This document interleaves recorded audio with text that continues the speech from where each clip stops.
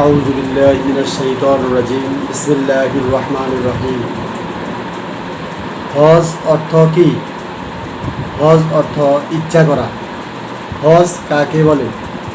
আল্লাহর সন্তুষ্টি ও নৈকট্য লাভের উদ্দেশ্যে জিলহজ মাসের নির্ধারিত দিনসমূহে নির্ধারিত পদ্ধতিতে কাবা জিয়ারত ও অন্যান্য বিশেষ কার্যাদি সম্পাদন করাকে হজ বলে। হজের ফরজসমূহ: 1. ইহরাম বাঁধা। 2.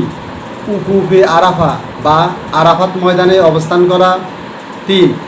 বাইতুল্লাহর তাওয়াফে জিয়ারত করা। হজের ওয়াজিবসমূহ: 1. সাফা মারওয়ায় সাই করা। 2. মুজদালিফায় অবস্থান করা। মাগরিব ও ঈশার নামাজ একত্রে আদায় করা। 3. জামরায় কঙ্কর নিক্ষেপ করা। 4. মাথা মুন্ডানো বা চুল খাটো করা। 5. কুরবানি করা। 6. তাওয়াফে সদর বা বিদায়ী তাওয়াফ করা।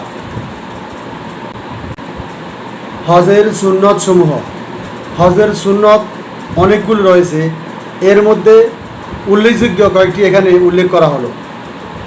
1. ইহরামের পূর্বে গোসল করা। 2. পুরুষদের সাদা রঙের ইহরামের কাপড় পরিধান করা। 3. তালবিয়া পাঠ করা। 4. 8ই জিলহজ দিবাগত রাতে মিনায় অবস্থান করা।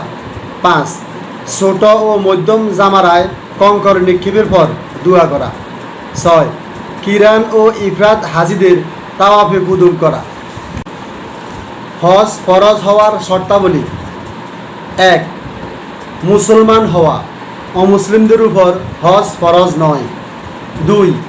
বালেগ বা প্রাপ্তবয়স্ক হওয়া, ছোট বাচ্চার উপর হজ ফরজ নয়। 3. আকেল বা জ্ঞানবান হওয়া, সুতরাং পাগলের উপর হজ ফরজ নয়। 4. স্বাধীন হওয়া, অতএব গোলামের উপর হজ ফরজ নয়। 5. দৈহিকভাবে সক্ষম হওয়া, অতএব অন্ধ ও অক্ষমের উপর হজ ফরজ নয়।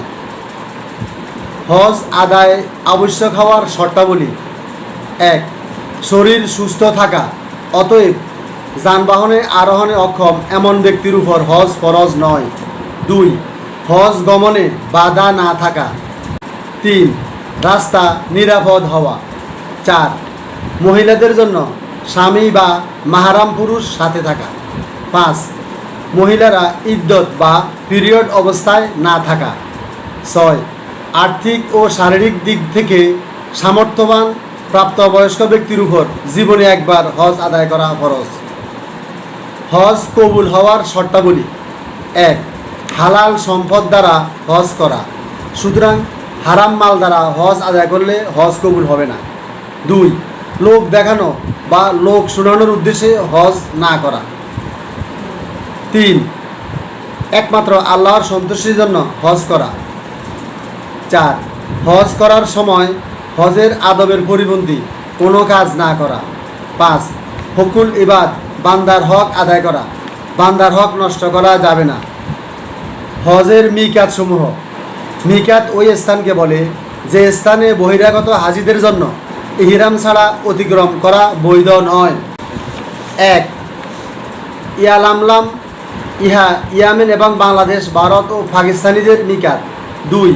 জুহুফা, ইহা মিশর, সিরিয়া ও মরক্কোবাসীদের মিকাত। 3. জাতু ইরাক, ইহা ইরাক ও প্রাচ্যবাসীদের মিকাত। 4. জুলহুলাইফা, ইহা মদিনাবাসীদের মিকাত। 5. কারনুল মানাজিল, ইহা নজদবাসীদের মিকাত। 6. হিল, ইহা তাদের মিকাত যারা মক্কার বাহিরে কিন্তু মিকাতের ভিতরে বসবাস করে। 7. মক্কা, যারা মক্কায় অবস্থান করে তাদের হজের মিকাত হলো মক্কা।